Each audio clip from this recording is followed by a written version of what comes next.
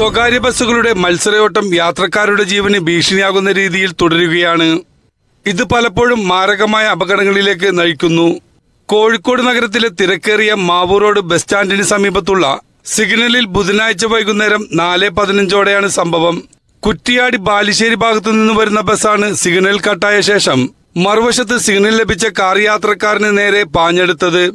തലനാരിഴക്കാണ് car യാത്രക്കാരൻ രക്ഷപ്പെട്ടത്. ഇത്തരത്തിലുള്ള സംഭവങ്ങൾ പലതവണ നേരിട്ടിട്ടുണ്ടെന്നും കാർ യാത്രക്കാരൻ പറഞ്ഞു.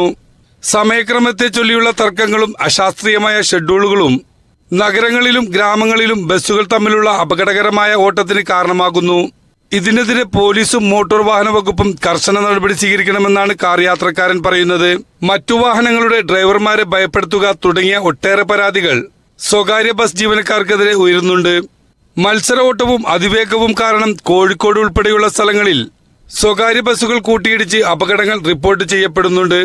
അശാസ്ത്രീയമായ സമയക്രമമാണ് മത്സരോട്ടത്തിന് പ്രധാന കാരണമായി പറയുന്നത്.